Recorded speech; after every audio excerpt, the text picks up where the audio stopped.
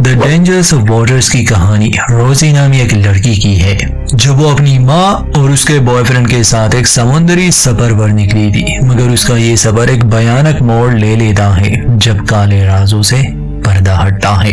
कहानी को अंत तक जरूर देखिए और सब्सक्राइब करना ना भूले। फिल्म की शुरुआत होती है रोजी से। उसके चेहरे पर जख्मों के निशान थे। साफ लग रहा था कि वो बुरी हालत से गुजर चुकी है। कोई उस समय पूछताछ कर रहा था। तब कहानी अतीत में चली गई, यानी कि कुछ हफ्ते पहले जब ये सब नहीं हुआ था। शाम का समय है और हम रोजी की माँ एल्मा को घर में देखते हैं जो रात का खाना बना रही थी। तभी रोजी अपने काम से लौट आई। हम जान पाते हैं कि माँ बेटी एक दूसरे से बहुत प्यार करते हैं। हाँ, रोजी के पिता कुछ साल पहले गुजर चुके हैं। अभी तक तो ये लोग अकेले ही रह रहे हैं। एल्मा रोजी को याद दिलाती है कि वो वेकेशन पर उसके बॉयफ्रेंड जिसका नाम डेरेक था उसके साथ जाने वाले हैं। रोजी जाना नहीं चाहती थी, मगर एल्मा की यही ख्वाहिश थी कि वो उनके साथ इस ट्रिप पर जाए। अगली सुबह ये जल्दी तैयार होते हैं। रोजी एक बार फिर से अपनी माँ से पूछती है कि आपको इस आदमी से मिले ज्यादा समय नहीं हुआ, आपको लगता है कि इस पर भरोसा करना ठीक होगा? एल्मा अपनी बेटी को समझाती है कि देखो, वो बहुत अच्छा इंसान है। जब तुम भी उसे मिलोगी तो तुम्हारी ये गलतफहमी दूर हो जाएगी। अब एल्मा जैसे ही गाड़ी को स्टार्ट करने के लिए चाबी घुमाती है, गाड़ी स्टार्ट नहीं होती तो रोजी अपनी माँ से कहती है कि देखे जरा, ये एक संकेत है। मगर उसकी माँ इस बात को मजाक में ले लेती है। गाड़ी को ठीक करने के बाद ये लोग बंदरगाह पहुँच गए। रोजी कुछ समय के लिए गाड़ी में ही रुकती है और एल्मा मिलती है डेरेक से जो उस समय बोट में सामान भर रहा था। कुछ देर बाद जब एल्मा अपना बैग कार से निकाल रही थी तो रोजी वहाँ दो आदमियों को देख लेती है। उनमें से एक आदमी एल्मा की मदद करना चाहता था, मगर एल्मा उसे शुक्रिया कहती है कि मैं ये खुद कर सकती हूँ। दोनों के बीच थोड़ी बहुत बातें हुई और इसके बाद माँ बेटी डेरिक के बोट पर आ जाते हैं। बोट का नाम एनेलिसिया था। डेरिक बताता है कि ये बोट मैंने किसी से ली और मैंने इसका नाम नहीं बदला क्योंकि ये अपशगुन होता है। वैसे याद रहे, डेरेक एक अमीर आदमी है। रोजी को अभी भी उस पर भरोसा नहीं था, मगर बातों से डेरेक वाकई एक अच्छा इंसान लग रहा था। खैर, सारी तैयारियां करने के बाद ये लोग निकल जाते हैं अपने सफर पर। एल्मा और डेरेक के बीच का रिश्ता काफी प्यार भरा था। कुछ घंटे बाद जब रोजी अपना फोन चेक करती है तो उसमें कोई नेटवर्क नहीं आ रहा था। इस बात से वो थोड़ा परेशान हो गई क्योंकि अपनी माँ की तरह वो प्यार में अंधी नहीं थी। रोजी को अच्छा लगे इसलिए डेरेक उसे थोड़ी बहुत सेलिंग करना सिखाता है। और आज एल्मा का बर्थडे भी था। रोजी ने उनके लिए केक बनाया था। इसके बाद डेरेक अपने तरफ से दोनों को तोहफे देता है। एल्मा को एक शर्ट और रोजी को एक चाकू जो मुश्किल समय में उसके काम आएगा। रोजी इस तोहफे से खुश तो थी और धीरे धीरे अब डेरेक के लिए उसकी नफरत भी कम हो रही थी। अगले दिन जब एल्मा अपने फोन से कुछ तस्वीरें ले रही थी तो एक हादसे के कारण वो पानी में गिर जाती है। डेरेक तुरंत ही बोट को रोकता है।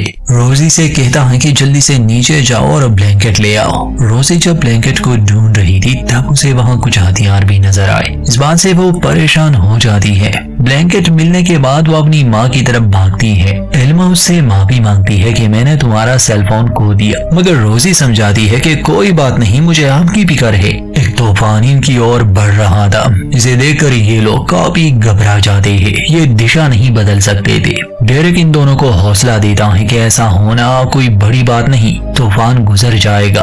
और वही हुआ, ये लोग सही सलामत तूफान से निकल आए। अगले दिन रोजी अपनी माँ से कुछ बात करने आती है। एल्मा अपनी बेटी से माफी मांगती है कि वो उसे एक अच्छी जिंदगी ना दे सकी, मगर रोजी को अपनी माँ से कोई गिला नहीं था। डेरेक के आने पर रोजी उससे उन हथियारों के बारे में पूछती है तो डेरेक बताता है कि वो मेरे काम का हिस्सा है। असल में डेरेक एक कॉप रह चुका था, फिर उसने नौकरी छोड़ दी।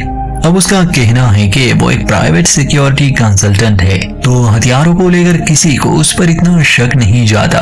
रोजी को हथियारों में थोड़ी बहुत दिलचस्पी थी, इसलिए वो देखना चाहती थी। डेरेक रोजी को गन चलाना सिखाता है और ये देखकर वो हैरान भी था कि वो बहुत जल्दी सीख रही है। डेरेक उसकी तारीफ करता है। एल्मा कहती है कि रोजी के पिता मिलिट्री में थे, शायद यही वजह है कि वो इसमें अच्छी है। धीरे धीरे रोजी को डेरेक के साथ अच्छा लगने लगा, मगर फिर एक रात सब बदल जाता है जब उसकी आंख खुली और उसने बाहर शोर सुना।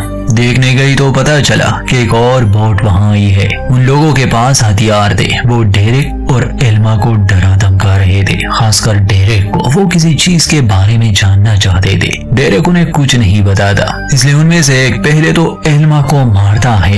एल्मा रोजी को देख लेती है, कहती है कि चुप जाओ बेटा।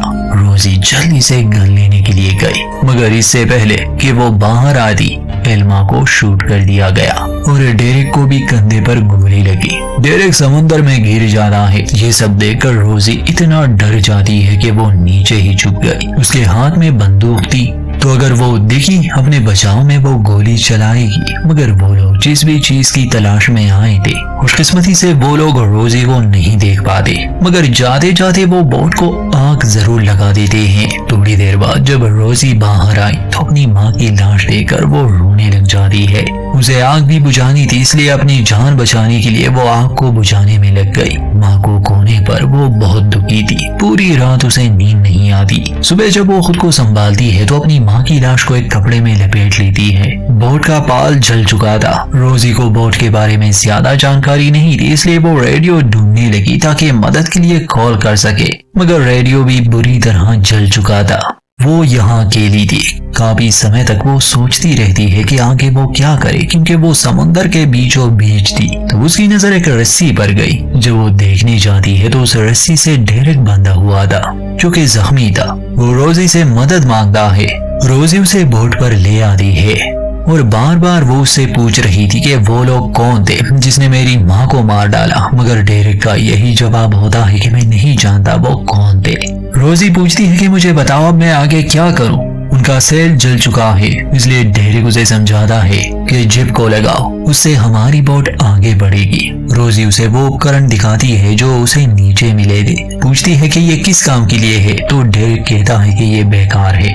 अगले दिन वो उसके जख्म की मरहम पट्टी करती है, मगर रोजी उस पर भरोसा नहीं करने वाली थी। और सबसे बड़ी वजह कि उसे डेरेक की कुछ पुरानी तस्वीरें मिली थी, जिसमें उसकी पत्नी भी थी और उसकी पत्नी का नाम एनालिजिया था। इसका मतलब कि उसने अपने बोट के बारे में झूठ बोला। और सबसे बड़ी बात कि जिन लोगों ने एल्मा को मारा, उन लोगों के साथ भी डेरेक ने तस्वीरें ली थी। डेरेक उन्हें जानता था, वो शुरू से ही झूठ बोल रहा था। ये सब जानने के बाद रोजी उसे बांधने का फैसला करती है। अभी वो सही से होश में नहीं था, तो ये एक मौका था उसके पास। रोजी उसके हाथ रस्सी से बांध देती है, मगर कुछ समय के बाद डेरेक अपनी जगह से गायब था। रोजी उसे ढूंढने लगी तो डेरेक उसे नीचे मिला। हाथ में चाकू लिए रोजी उससे पूछती है कि बताओ वो आदमी कौन थे, तो डेरेक बस इतना ही कहता है कि जितना तुम कम जानो तुम्हारे लिए अच्छा होगा। उसे रोजी से बिल्कुल डर नहीं लग रहा था, ना ही उसे एल्मा की मौत पर कोई दुख था। डेरेक उसे अपने बातों में उलझा देता है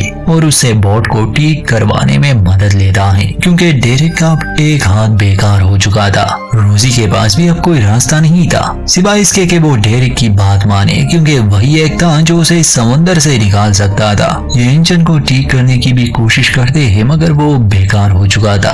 इनके पास अब सिर्फ समुद्री हवाओं का ही सहारा था। एल्मा की लाश अभी भी बोट पर थी। एल्मा एक लॉकेट पहना करती थी, तो रोजी उस लॉकेट को ले लेती है और अपने गले में पहन लेती है उनकी याद में। डेरेक ये देखता है तो कहता है कि ये मैंने तुम्हारी माँ को दिया। रोजी जानती थी कि वो झूठ बोल रहा है, क्योंकि ये लॉकेट काफी सालों से एल्मा के पास था और डेरेक से तो वो अभी अभी मिली। खैर 2 दिन तक ये उस छोटे सेल के सहारे आगे बढ़ रहे थे, मगर फिर डेरेक भड़क जाता है। वो गुस्से में चिल्ला रहा था, क्योंकि इस बार जब उसने नक्शों को देखा तो वो अपनी मंजिल के बजाय उससे दूर जा रहे थे।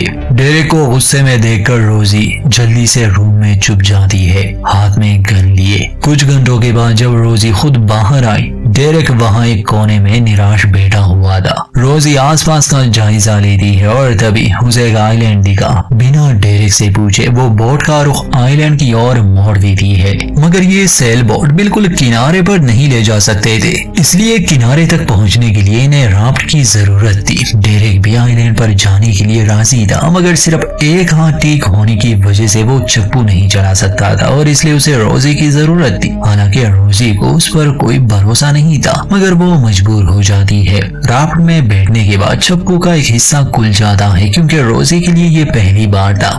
उसे लेने के लिए वो पानी में गई मगर उसे तैरना नहीं आता था तो वो डूबने लगी। लाइफ जैकेट उसने पहना था और डेरेक उसे समझाने की कोशिश कर रहा था कि कैसे वो अपने लाइफ जैकेट को खोल सकती है। जब वो डूबने लगी तो डेरेक खुद पानी में जाता है और उसे किसी तरह किनारे पर ले आता है। रोजी की सांसें नहीं चल रही थी। सीपीआर देके डेरेक उसे वापस होश में तो ले आता है। अपना होश संभालने के बाद रोजी आइलैंड के जंगल में गई। वहाँ के गुफा में डेरेक को पीने का पानी मिल चुका था, इसलिए वो रोजी को पानी पीने के लिए कहता है। यह आइलैंड वीरान था, इसलिए रोजी कहती है कि हमें वापस जाना होगा, मगर डेरेक का कहना था कि हम कल जाएंगे क्योंकि जल्द ही अंधेरा होने वाला है। राफ्ट को ये लोग किनारे पर ले आए, इसलिए रोजी राफ्ट में ही सो जाती है और डेरेक बाहर आग जलाता है। रोजी को नींद नहीं आती, इसलिए वो डेरेक के साथ बैठ जाती है। दोनों के बीच बातें हुई और यहाँ डेरेक की असली कहानी सामने आती है।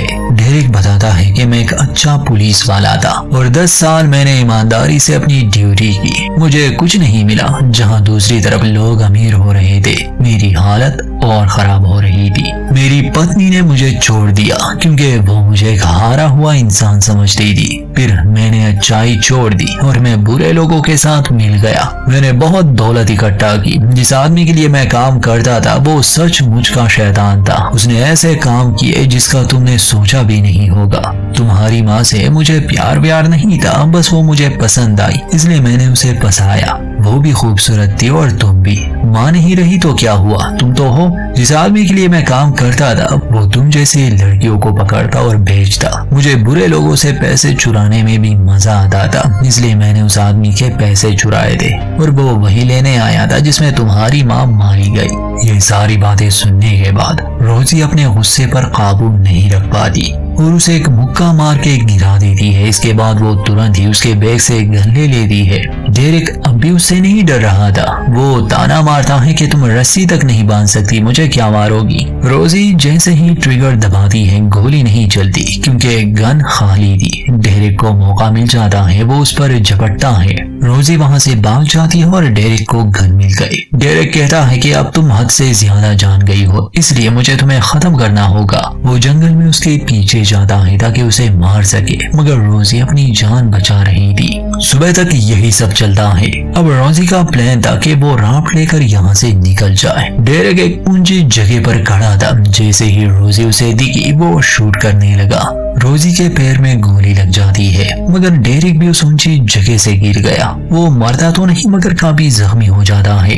डेरेक के पास ट्रांसमीटर था, मगर उसने रोजी से झूठ कहा था कि ये काम नहीं करता। रोजी ट्रांसमीटर उसके पास ले आती है कि तुम इसे एक्टिवेट करो, मगर डेरेक बोट पर आना चाहता था। रोजी उसकी बात नहीं सुनती और उसे जख्मी हालत में छोड़कर वो वापस से राफ्ट में और फिर बोट में आ रही है, मगर रात को वो बोट भी डूबने लगी। रोजी भारी सामान को बाहर फेंक रही थी। अंत में वो अपनी माँ की लाश को भी इस समुद्र में छोड़ देती है, मगर बोट फिर भी डूब गई। रोजी को वापस राफ्ट पर आना पड़ा। 2 दिन तक वो ऐसे ही समंदर में तैरती रही। एक दिन उसे एक बोट दिखी तो वो फ्लायर गन चलाती है, मगर सूरज की रोशनी की वजह से शायद वो बोट उसे देख नहीं पाई। रात को वही बोट उसे बचाने भी आई। जो लोग उसे बचाते हैं सबके पास हथियार थे। वो रोजी को खाना देते हैं और जल्दी उसे समझ आने लगी कि उसे बचाने वाले लोग अच्छे नहीं, क्योंकि तब नशे की हालत में एक लड़की वहां आती है। रोजी उनसे कहती है कि क्या मैं नहा सकती हूँ। वो लोग उसे कमरा देते हैं। रोजी समझ चुकी थी कि ये वही लोग हो सकते हैं जिसके बारे में डेरेक ने बताया था, यानी जो लड़कियों की स्मगलिंग करते हैं। और कैप्टन भी इसी जहाज पर है जो कम उम्र लड़कियों से ऑब्सेस्ड था। तो रोजी खुद को तैयार करती है और कैप्टन से मिलती है, उसे सीड्यूस करने का नाटक करती है। मौका पाकर एक रेंच से वो कैप्टन की हत्या कर देती है। हथियार रोजी को पहले ही मिल चुके थे। यहाँ फिल्म की कहानी थोड़ी कमजोर हो जाती है जब मासूम सी रोजी जॉन विक में बदल गई, क्योंकि एक एक करके वो सभी लोगों को बड़ी आसानी से मार देती है, जो कि मुमकिन नहीं था। खैर, जिस लड़की को रोजी ने शुरू में देखा था वो उससे मदद मांगने जाती है। वो लड़की कहती है कि मैं अकेली नहीं हूँ इस जहाज पर, मेरे जैसे और लड़कियों को भी यहाँ बंद किया हुआ है। रोजी जब उस कमरे को खोलती है देखती है कि वहाँ बहुत से कम उम्र पर लड़कियों को बंदी बना लिया गया है। अब इससे पहले कि वो उसे छुड़ा दी, कैप्टन का एक आदमी अभी भी बचा था। वो रोजी को गन पॉइंट पर रखता है, हालांकि ये उसके लिए सबसे बड़ा खतरा था और उसे बिना सोचे ही रोजी को मार देना चाहिए था, मगर नहीं। और फिर रोजी पलट के वार करती है। वो आदमी मारा जाता है, मगर अंत में एक बचा था, वो था डेरेक। उसे देखकर रोजी हैरान थी, पूछती है कि तुम उस आइलैंड पर मर चुके थे। तो डेरेक कहता है कि मैंने कैप्टन से सौदा किया, मेरे जान के बदले तुम। ये सुनते ही रोजी हंसने लगी, कहती है कि तुम्हारा कैप्टन अब नहीं रहा, मैंने उसे मार दिया। ये सुनकर डेरेक उसे सीढ़ियों से नीचे फेंक देता है और गन लिए उसे मारने के लिए वो बढ़ रहा था। वहां पहुंचकर वो देखता है कि रोजी गायब है। वो एक केमिकल रिलीज करती है, डेरेक गिर जाता है, जिससे रोजी को मौका मिला उसे मारने का और वो उसी चाकू से उसका काम तमाम कर देती है जो चाकू डेरेक ने उसे तोहफे में दिया था। जहाज का सारा क्रू जो के बुरे लोग थे वो मारे जा चुके थे, सिर्फ रोजी और वो बंदी बनाई गई लड़कियां ही बची थी जिसे रोजी ने आजाद किया था। तब ये देखते हैं कि ये जहाज एक बंदरगाह की ओर बढ़ रहा है। इन्हें खुशी होती है क्योंकि अब ये बच गए। बंदरगाह पर पहुंचकर ये मामला पुलिस संभालती है और फिल्म के शुरू वाला वो सीन हमें यहाँ दिखाया गया है, यानी कहानी वहीं पर आती है जहाँ रोजी एक पुलिस ऑफिसर को ये सारी कहानी बता रही थी। वो पुलिस वाला रोजी की हिम्मत की दाद देता है और कहता है कि सभी लड़कियों को उनके घर जल्द ही भेज दिया जाएगा, उसने बहुत अच्छा काम किया। रोजी परेशान थी, कहती है कि मैं वापस नहीं जा सकती, अब मेरे लिए वहाँ कुछ नहीं। मगर पुलिस वाला ये कहकर चला जाता है कि तुम्हारे पास अपना भविष्य है जिसके लिए तुम लड़ी। और यहीं पर इस फिल्म का अंत होता है।